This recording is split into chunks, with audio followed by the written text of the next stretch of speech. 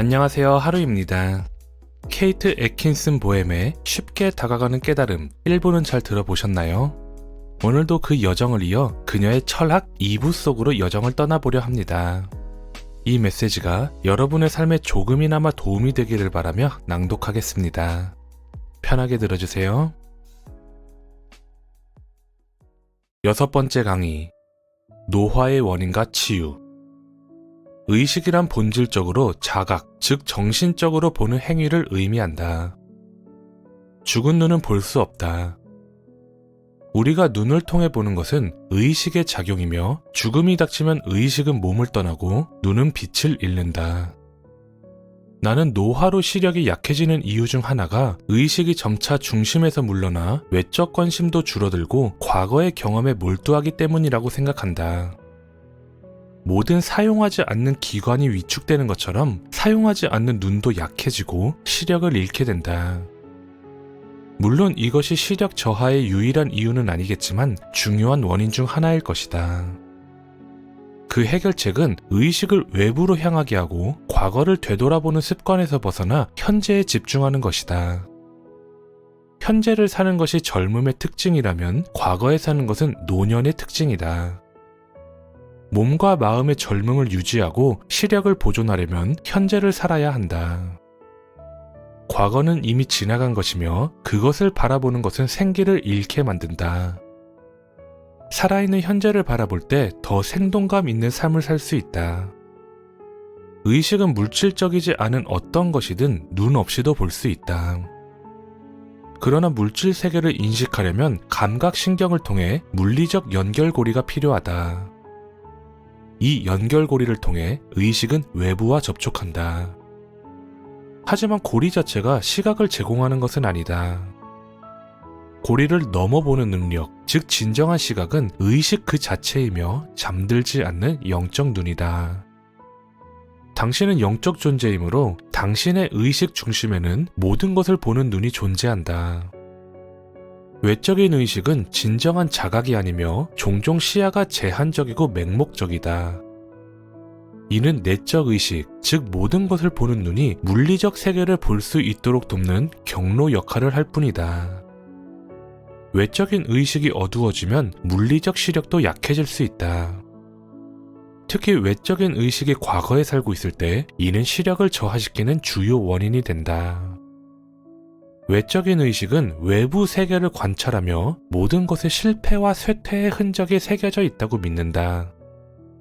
이는 삶의 궁극적 목표로 받아들여지고 물리적 눈에도 이러한 인식을 각인시킨다. 우리의 생각은 물리적 몸의 원자에도 영향을 미친다. 그러나 외적인 의식의 결론은 종종 오류를 포함하며 감각적 환상에 기반하고 있기 때문에 진실을 왜곡한다. 그러나 내적 의식의 태양이 그 어둠에 빛을 비추면 진실이 드러나게 된다.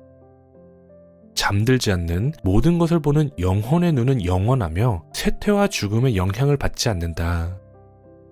내적인 의식이 이 진실을 인식하면 외적인 의식에도 점차 영향을 미친다. 외적 의식은 항상 내적 의식의 영향을 받으며 그것과 일치하려는 과정을 거친다. 이 일치가 이루어지게 되면 내적 의식은 외적 의식에 점점 더 강력한 영향을 미치게 되고 외적인 시야 또한 파괴될 수 없는 생생하고 지속적인 시력을 갖게 된다. 만약 당신의 치유사가 나는 볼 수 있다라는 선언을 반복하라고 요청한다면 처음에는 반신반의하며 말할 수도 있다. 그러나 당신의 말은 내적 의식에 대한 선언이며 그것은 절대적으로 진실이다.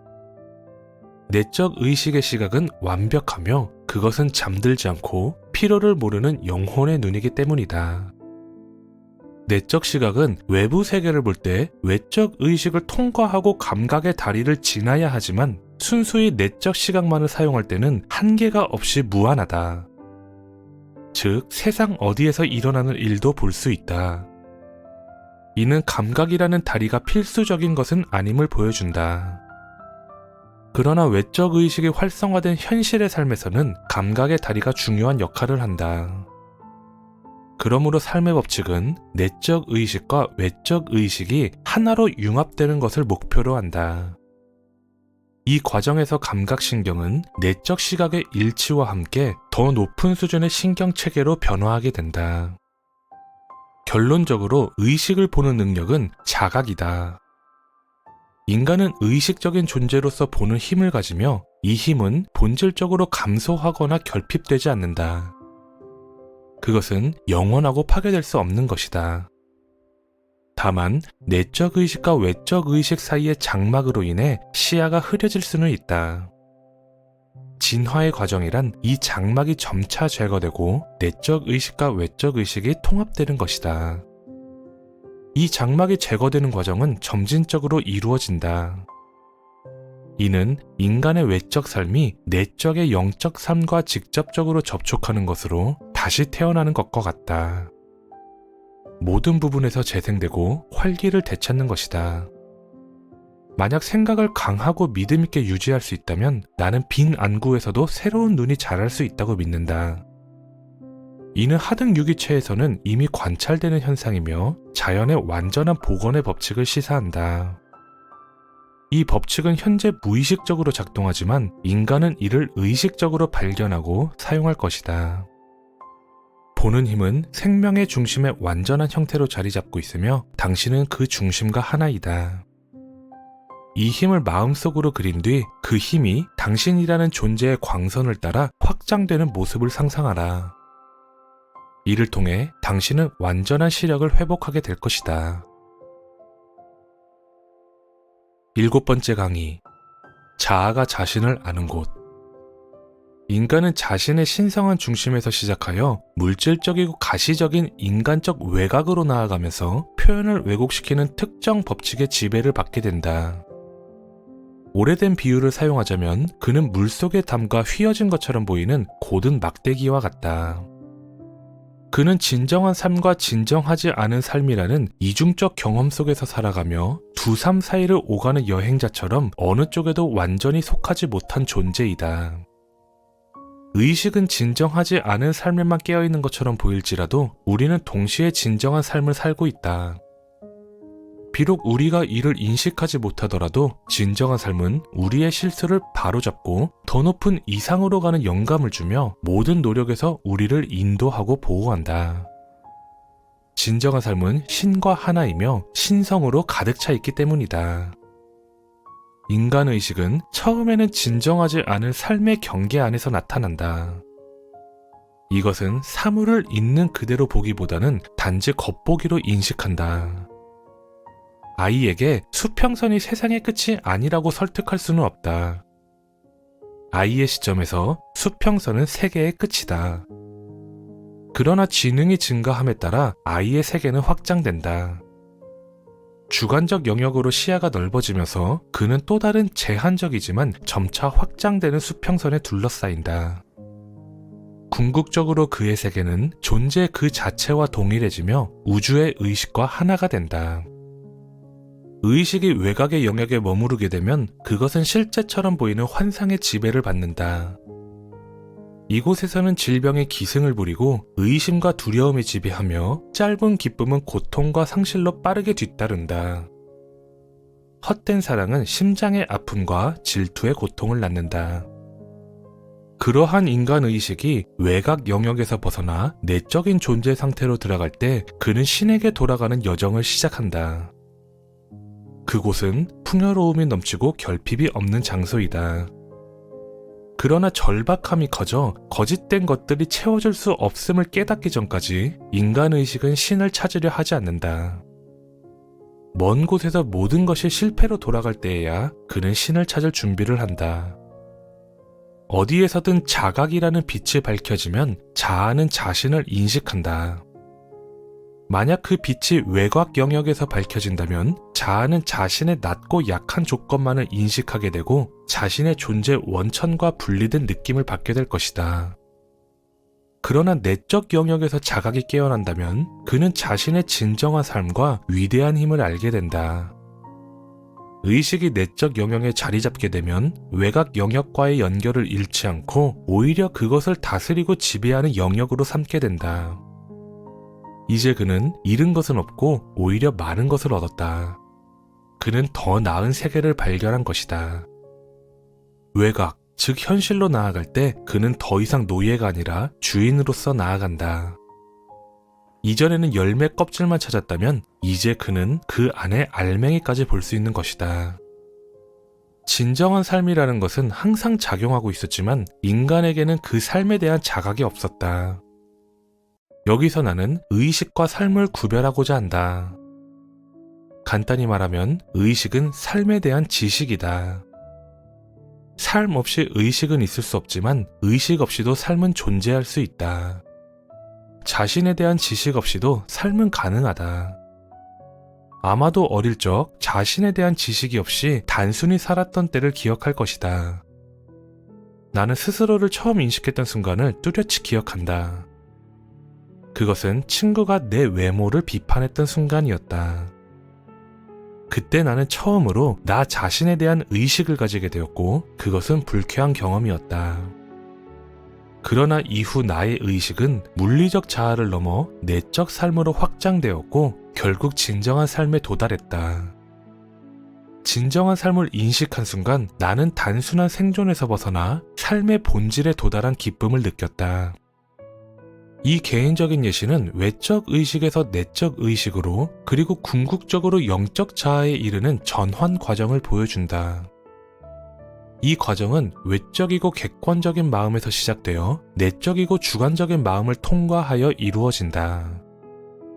우리는 무지에서 지혜로, 오류에서 진리로, 환상에서 현실로 나아가며 고통과 불안은 이 여정을 자극하게 된다. 이러한 자극은 진정한 내적 자아에 영향을 미치지는 못하지만 외적 자아를 움직이게는 할 수 있다. 진정한 내적 자아는 외적 자아 뒤에 있으며 모든 행동을 배후에서 지배한다. 당신은 자신을 관찰하며 진정한 자아가 외적 자아의 행동을 어떻게 승인하고 인도하며 존재를 지속시키고 있는지 볼 수 있다. 외적 자아는 독립적으로 존재하지 않으며 진정한 자아에 의존한다. 진정한 자아는 제거될 수 없는 영원한 존재로 신성의 본질로 이루어져 있으며 우리 모두의 중심에 있다. 그것은 무한한 자원으로 가득 차 있으며 당신이 그것을 믿지 못한다면 일단 찾아야 할 것이다. 당신의 의식 속의 진정한 자아를 위한 성소를 세우라. 그러면 신성한 빛이 내려올 것이다. 그렇게 되면 고통은 가벼워지고 기쁨은 더 커지며 사랑은 더욱 강하고 진실해질 것이다. 진정한 삶으로 들어가는 것은 아무것도 잃지 않으며 오히려 모든 것을 얻게 된다. 8번째 강의, 존재와 되어감. 나는 인간이 모든 것을 포함하는 존재와 하나이며 그 존재는 중심에서 가장자리로 또 가장자리에서 중심으로 자신의 고유한 법칙에 따라 흐른다는 것을 설명하려고 노력했다. 이 법칙은 외부에서 부과된 것이 아니다. 왜냐하면 외부라는 것은 존재하지 않기 때문이다. 존재는 모든 것이다. 우리는 종종 자신을 독립된 존재로 여기지만 실제로 우리는 그것과 분리될 수 없다. 이는 마치 나뭇가지가 자신이 자라는 나무와 분리될 수 없는 것과 같다. 나뭇가지가 작은 독립적 마음을 가지고 있고 나무가 더 큰 마음을 가지고 있다고 가정한다면 이는 개인적 마음과 완전하고 통합된 의식 상태 사이의 차이를 잘 설명할 수 있을 것이다. 중심적 통일성은 하나에서 다수를 만들어낸다. 하나가 스스로를 다수로 확장하면서도 여전히 하나로 남아있는 것이다. 플라톤은 하나는 다수가 될 수 없다고 말했다. 이는 진실이다. 우리의 하나는 스스로를 나누어 덜어내거나 약화시키지 않는다. 단지 자신으로부터 개체들을 내보낼 뿐이다. 이 개체들은 겉보기에는 분리된 것처럼 보이지만 여전히 중심적 통일성과 하나이다. 이는 태양의 광선이 겉보기에는 태양과 분리된 것처럼 보이지만 본질적으로 여전히 태양과 하나인 것과 같다. 이제 존재와 생성의 차이를 주목하라. 플라톤은 하나는 다수가 될 수 없다고 말했지만 하나에서 다수가 생성될 수 없다고 말한 것은 아니다. 존재와 생성은 동의어가 아니다. 존재는 그 자체를 의미하며 생성은 그 존재의 행위나 작용을 의미한다. 예를 들어 나는 존재한다, I am은 근본적 사실이다. 반면 나는 행동한다, I do는 부차적 사실이다. I am은 삶의 문장에서 주어이고 I do는 그 서술어이다. 또한 I am은 존재의 중심이고 I do는 그 가장자리이다. I am은 신성을, I do는 인간성을 나타낸다. 많은 이들이 이를 이해하지 못하고 인간과 신의 일체성을 말할 때 이를 신성 모독으로 간주하고는 한다. 그러나 신성은 결코 끌어내려질 수 없으며 신성은 자발적으로 기꺼이 자신을 낮춘다. 백합이나 장미가 피어날 때마다 신성은 흙 속으로 내려간다. 흙은 부패와 불순물로 가득 찬 물질적 잔해로 이루어져 있다. 그러나 아이러니하게도 이런 불순물들이 풍부할수록 꽃은 더 아름답게 피어난다. 꽃이 흙에서 자라나는 과정은 신성의 작용을 보여준다. 꽃은 자신의 순수함 덕분에 더 높은 영역으로 뻗어나가지만 동시에 자신을 물질적 세계와 연결하기 위해 필요한 낮은 요소를 함께 지닌다. 그렇지 않으면 꽃은 물질 세계를 초월한 존재가 되어 감각으로 인식될 수 없었을 것이다. 꽃은 신성 안에 있으며 신의 생각으로 존재한다. 이 생각은 물질적 형태로 옷을 입어 가시적인 존재가 되고 이를 통해 우리는 그 꽃을 보고 만질 수 있게 된다. 꽃의 진정한 내적 삶은 우리의 감각의 아름다움으로 호소한다. 그것의 형상, 색깔, 향기는 그 자체의 언어로 어둠의 힘을 극복하고 거룩함으로 나아간 승리를 이야기한다. 나는 한때 밤에 피는 꽃 2송이를 본 적이 있다. 그들은 내게 잊을 수 없는 이야기를 들려주었다. 마치 천사의 언어로 말하는 듯 했지만 나는 내면으로 그 뜻을 이해했고 그 메시지는 평생 동안 내게 남아있을 것이다. 이 꽃들은 잠시 동안만 우리를 찾아왔다가 다시 그들의 순수한 본래의 세계로 돌아간다. 그러나 떠나기 전 그들은 우리에게 하늘의 메시지를 전한다. 이 메시지는 인내와 믿음을 요구하며 모든 숨겨진 것이 때가 되면 드러날 것이라는 약속이다. 꽃의 이러한 승화는 신적 인간의 승화와 같다. 인간은 불순한 삶의 흙 속에서 신성의 힘으로 위로 솟아올라 더 자유롭고 순수한 영역으로 나아간다. 마치 더 큰 식물이 넓고 깊게 뿌리를 내리듯 인간도 자신의 발전을 위해 낮은 상태를 경험해야 한다. 하지만 이러한 하강은 영적인 경험을 확장하고 기쁨을 가져오기 위한 것이다. 이 세상의 악은 모두 완성되지 않은 선의 형태일 뿐이다. 모든 욕망은 더 높은 열망으로 전환될 수 있다. 욕망은 미완성된 열망이며 이는 아래로 향했다가 다시 위로 올라가는 힘이다. 이러한 발전은 인간 성장 과정의 본질적인 부분이다. 고통과 결핍은 우리를 움직이게 하는 동기가 되어 더 높은 상태로 나아가게 한다. 이러한 불만족은 행동, 진화, 그리고 생성을 촉진하는 비밀이다. 삶의 두 측면, 즉 I am과 I do 사이에는 균형이 필요하다. I am은 영원하며 변하지 않는 중심이고 I do는 외적인 활동을 나타낸다. 진정한 인간의 삶은 이 두 가지를 통합하는 데에 있다. 중심에서는 강하고 가장자리에서는 자유로운 삶, 그것이 당신과 내가 모두 실현할 수 있는 완전한 인간의 삶이다. 9번째 강의. 모든 힘은 당신의 것이다. 왜 우리는 풍요 속에서 가난한가? 여기에는 반드시 이유가 있다. 세상에 이유 없이 존재하는 것은 없으며 원인과 결과의 법칙은 모든 결과가 그 원인에서 비롯됨을 알려준다. 당신은 현재의 사회적 질서 때문에 가난하다고 생각할 수 있다. 그러나 사회적 질서만을 탓하는 것은 지나치다. 만약 그것이 모든 문제의 원인이라면 모든 사람이 가난해야 할 것이다. 그러나 강력한 사람들은 이러한 질서를 뛰어넘어 성공을 이룬다. 사회적 질서는 항상 우리에게 영향을 미친다.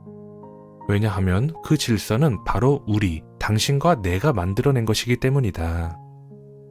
우리가 약하고 혼란스러운 정신적 상태에 있으면 사회적 질서도 왜곡되고 혼란스러워진다.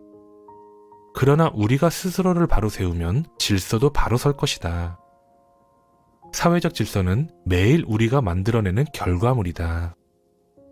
우리가 힘의 원천을 외부에서 찾는다면 우리는 약한 상태에 머물게 되고 내면에 있는 영원한 에너지를 끌어내지 못할 것이다. 독립이라는 단어는 원래 자신의 내면에 의존한다는 뜻이어야 한다. 그러나 우리는 원하는 것을 외부에서 찾으려는 경향이 있다. 에머슨은 말했다. 힘이 자신 안에 있음을 알게 된 사람은 과거에 외부에서만 선을 찾으려 했던 것을 깨닫게 됩니다. 그리고 이를 깨달은 후에는 그는 주저하지 않고 자신의 생각에 몸을 던지며 곧바로 자신을 바로 세우게 됩니다. 이는 마치 발로 서 있는 사람이 머리로 서 있는 사람보다 강한 것과 같다. 우리의 불행과 가난은 현재의 사회적 질서 때문이 아니다. 우리가 이를 극복하려 노력하기만 한다면 어떤 것도 우리를 끌어내릴 수 없다. 우리의 의지가 있다면 어떤 상황도 우리를 억누를 수 없다. 내면의 에너지를 깨달아라. 자신을 중심 에너지에서 뻗어나오는 한 줄기의 광선으로 상상하라. 그리고 그 중심 에너지 안에 당신이 할 모든 일과 당신이 성취할 모든 일이 잠재적으로 존재함을 깨닫는 순간 당신은 당당히 서게 될 것이다. 머리를 꼿꼿이 세우고 가슴을 펴고 폐를 가득 채우며 손에 힘을 쥐고 말하라. 나는 나의 내면 에너지로 세상을 바꾼다. 이때 현재의 사회적 질서가 무엇이든 그것은 당신에게 아무런 영향을 미치지 못한다. 당신의 정신적 태도가 당신의 에너지를 위한 공간을 열고 세상 속에서 당신의 자리를 만들어냈기 때문이다. 스스로를 당당히 서 있는 모습으로 상상하라. 정신적 이미지의 효과는 매우 크다. 그 이미지는 결국 외적 현실로 나타날 것이다. 설령 지금 당신에게 빵 한 조각밖에 없고 월세가 밀려있는 방에 살고 있더라도 당신은 이 모든 것을 혼자 힘으로 극복할 수 있다. 불운과 장애물은 삶이라는 체육관에서 정신적 근육을 단련하는 도구에 불과하다. 장애물 앞에 무릎을 꿇고 두려움에 떠는 것은 어리석은 일이다. 마치 바람에 날리는 신문 조각에 겁먹고 도망치는 말을 보며 그 어리석음을 비웃는 것처럼 우리도 실체 없는 두려움에 빠져있는 스스로를 돌봐야 한다. 나는 한때 누구보다 두려워하고 약한 사람이었다. 31살이 되었을 때 내 삶은 끝난 것처럼 보였다. 모든 이상과 희망이 무너지고 슬픔과 불행 그리고 건강 악화가 나를 짓눌렀다. 나는 신경쇠약의 바닥까지 떨어졌다. 삶이 완전히 끝난 것처럼 보였던 바로 그 순간 나의 참된 자아에 대한 지식이 내게 찾아왔다. 그때부터 나는 희망과 건강 그리고 번영 속에서 성장하기 시작했다. 나는 진정한 존재의 중심이 실제하고 있음을 안다. 그것은 유일한 실제이며 살아있는 본질이자 힘이다. 외부 물체를 손으로 만져 그 존재를 느낄 수 있듯이 당신도 자신의 내적 본질을 느낄 수 있다. 이는 논리적으로 분석하거나 생각해서 찾을 수 있는 것이 아니다. 마치 맹인이 손으로 물체를 더듬어 찾는 것처럼 느끼며 발견하는 것이다. 그렇다면 어떻게 자신의 존재의 중심에 연결되어 있음을 알 수 있을까? 그것은 당신의 정신 상태의 변화를 통해 알 수 있다. 내적 중심과 연결될 때 당신은 내면에서 빛과 확장의 느낌을 경험할 것이다. 마치 날개가 자라는 듯한 자유와 기쁨을 느낄 것이다. 당신은 새로운 생명체처럼 느껴지고 이전의 모든 것은 지나가고 새로운 모든 것이 다가오는 것을 알게 될 것이다.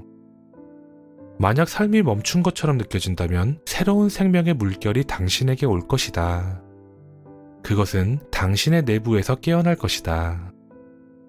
왜냐하면 당신의 생명은 이미 당신 안에 있기 때문이다. 생명의 씨앗은 당신 안에 잠들어 있으며 그것이 깨어나 행동하기 시작할 때 당신은 자신 안에서 힘을 느끼게 될 것이다. 힘을 느끼는 것이 곧 힘을 가지는 것이다. 모든 힘은 당신 안에 있으며 그것은 이미 당신의 것이다. 10번째 강의, 소망 실현에 대한 저자의 경험. 어떤 가르침의 체계를 평가하는 기준이 무엇이냐고 묻는다면 나는 그것이 세상에 얼마나 많은 기쁨을 가져오는지에 따라 판단한다고 대답할 것이다. 이보다 더 나은 기준은 없다고 생각한다. 모든 종교는 미래의 기쁨에 대한 희망을 약속한다. 만약 이러한 약속이 없다면 그 종교는 즉시 그리고 영원히 사람들의 마음에 대한 영향력을 잃게 될 것이다. 사실 종교는 인간의 마음에 의해 만들어진다. 인간의 마음 뒤에는 위대한 실제가 존재하지만 그것은 인간의 의식이 받아들이고 이해할 수 있는 범위 내에서만 드러난다. 의식이 점점 더 명확하게 이 실제를 받아들이고 이해할수록 그것은 행복의 근원으로 인식되기 시작한다. 그 과정에서 이 위대한 실제는 어떤 고행이나 고통, 질병, 가난 혹은 비참함을 인간에게 부과하지 않는다는 것이 드러난다. 심지어 현재의 고통을 미래의 축복을 위한 수단으로도 삼지 않는다. 그렇다면 고통, 질병, 가난, 비참함은 어디에서 오는가? 그것은 성장의 과정에서 나타나는 사건들이며 영혼이 빛으로 나아가는 여정을 보여준다. 자연의 법칙에 따라 모든 성장하는 존재는 초기 단계에서 고통, 결핍, 억압을 느끼게 된다. 작은 씨앗은 자신을 짓누르는 흙의 무게나 어둠 속에 감싸여 있는 고립을 말하지 않는다. 그러나 나는 씨앗도 이를 느끼고 있다고 믿는다. 아마도 우리와 비슷하게 느낄 것이다. 씨앗은 이 경험을 성장 과정에서의 불편함으로 느끼지만 공기와 빛 속에서 자유를 얻었을 때 이 모든 고통은 잊히게 된다. 공기와 빛은 씨앗의 승화를 나타내며 그것의 천국이다. 이 천국은 우리가 자신의 천국에 이르는 것처럼 성장과 노력, 열망과 확장을 통해 얻어진다. 하지만 씨앗의 승화가 인간 영혼의 승화보다 더 큰 의미를 가질 수는 없다. 보상의 법칙에 따라 우리 모두에게는 고통에 상응하는 행복이 기다리고 있다. 이는 우리의 마음과 모든 사물에 새겨진 삶의 진리이다. 나 역시 과거에는 외부의 일에 내 행복을 의존하고는 했다. 아침에 일어나서 가장 먼저 드는 생각은 오늘은 뭔가 즐거운 일이 생겼으면 좋겠다 라고 했다. 나는 끊임없이 외부 자극에서 행복을 찾았지만 결과적으로는 계속 실망할 수밖에 없었다. 행복의 순간마다 쓴맛이 따랐고 즐거움의 꽃은 손 안에서 시들었다. 삶은 힘겹고 잔인하게 느껴졌으며 모든 것을 지배하는 무자비한 신이 나를 억압하려는 것처럼 보였다. 나는 영혼이 아래로 짓눌리고 있다는 사실조차 인식하지 못했다. 고통 속에서 탈출구를 찾지 못한 나는 단지 견디는 것만이 유일한 선택처럼 느껴졌다. 결국 나는 삶의 모든 면에서 희망을 잃고 신경쇠약에 빠지게 되었다. 그러나 지금 돌이켜보면 모든 것이 옳았고 당시에 비록 고통스러웠더라도 필요했던 과정이었다. 우주의 법칙에 따라 나는 모든 성장하는 존재가 그러하듯 어둠에서 빛으로 나아가야 했다. 만약 당신의 정신 상태가 어둡다면 그것은 곧 빛으로 나아가는 길이다. 씨앗의 경험은 곧 당신의 경험이며 당신과 씨앗은 성장이라는 우주적 과정 속에서 하나이다. 어둠에서 빛으로, 고통에서 기쁨으로의 이동은 성장의 과정이다. 씨앗이 생각할 수 있다면 자신을 둘러싼 어둠과 억압에 대해 나처럼 반항했을 것이다. 그러나 씨앗은 무의식적으로 압박에 저항하며 위로 성장한다. 인간도 이제야 그 과정을 이해하기 시작했으며 그의 내적 신성이 자신의 힘을 주장하기 시작했다. 우리 모두는 고통스러울지언정 씨앗처럼 위로 솟아오르며 점점 더 높은 곳으로 나아간다. 당신이 지금 어디에 있든 삶의 무게를 어떻게 느끼고 있든 그것은 당신의 성장을 위한 과정임을 잊지 말아라. 성장의 끝에는 더 큰 빛과 기쁨이 기다리고 있다. 이것으로 2부도 마치게 되었습니다. 여기까지 함께 해주셔서 감사드립니다. 고전의 지혜를 나누는 이 과정에 여러분들이 함께 해주셔서 항상 감사한 마음입니다. 오늘도 여러분들만의 빛나는 여정을 응원합니다. 구독과 좋아요는 사랑입니다. 하루북드림이었습니다. 감사합니다.